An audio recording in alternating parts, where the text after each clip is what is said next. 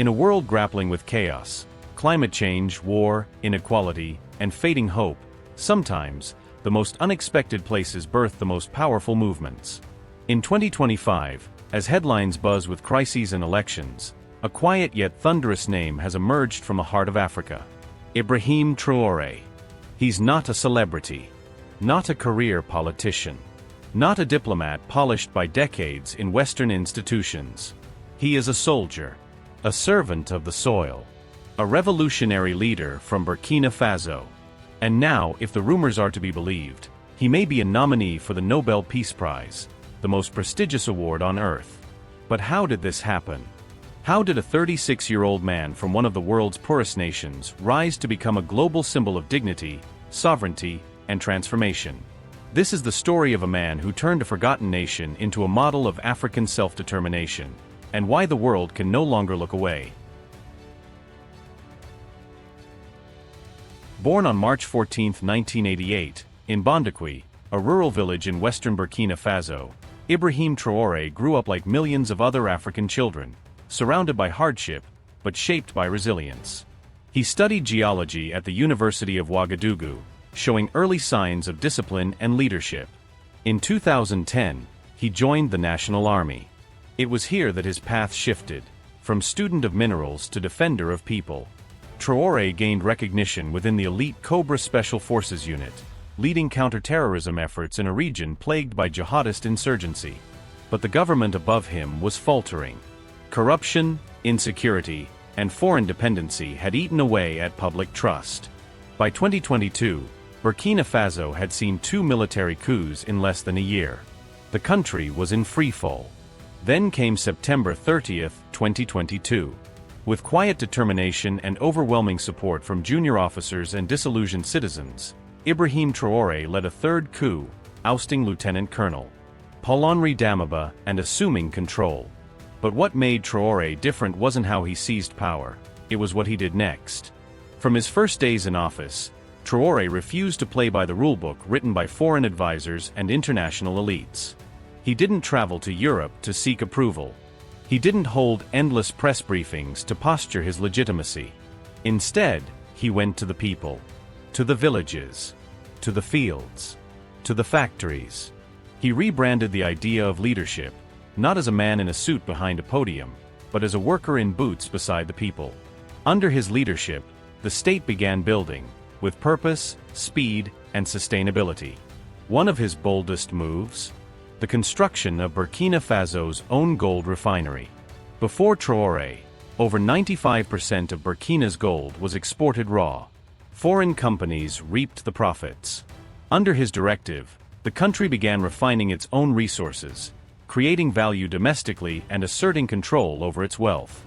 He also launched the Ouagadougou-Donson International Airport, a massive infrastructure project already 80% complete. Designed to run on solar energy and built with eco-friendly concrete, it represents not just a gateway to the skies, but a statement of a nation entering the future, on its own terms.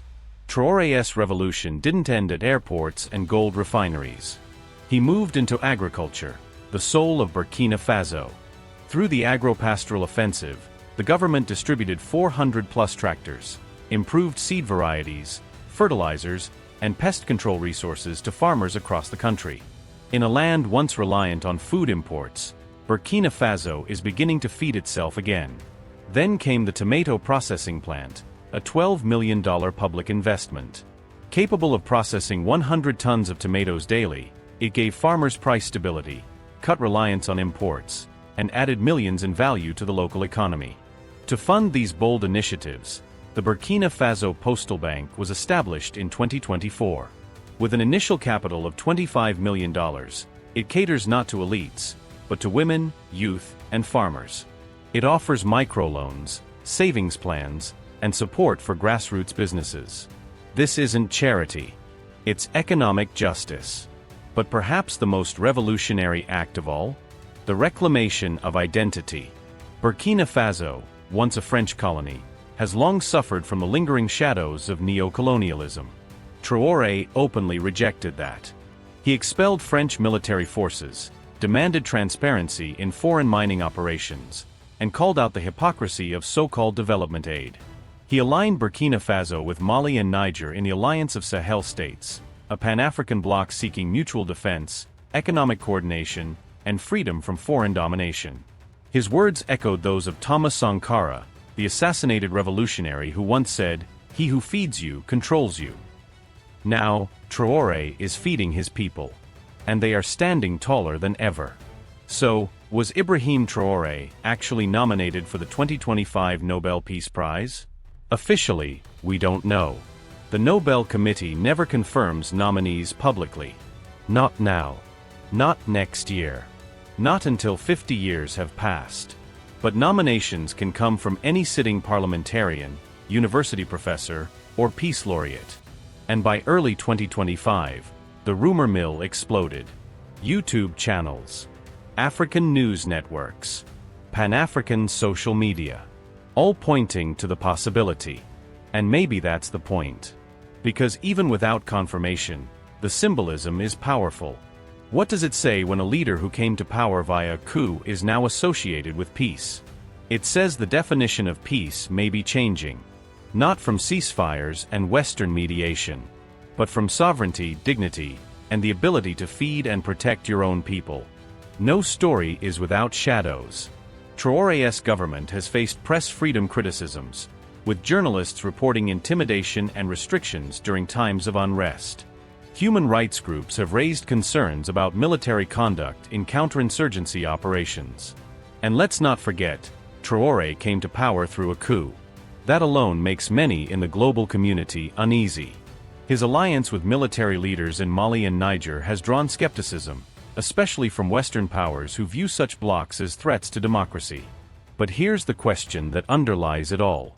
What does democracy look like in a place where elections have failed for decades, and where leaders serve foreign interests before local needs?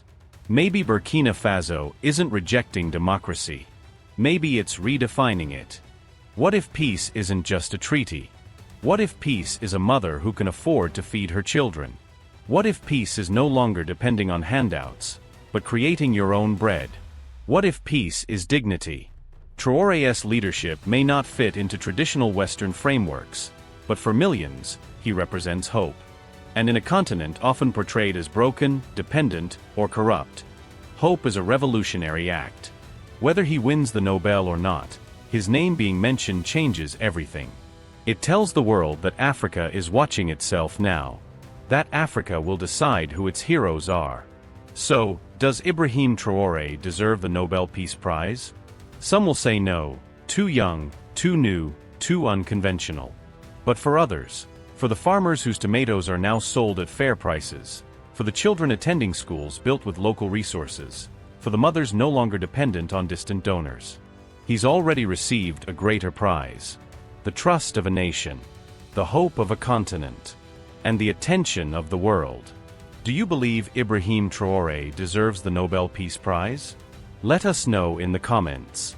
Subscribe for more stories that the mainstream media isn't telling.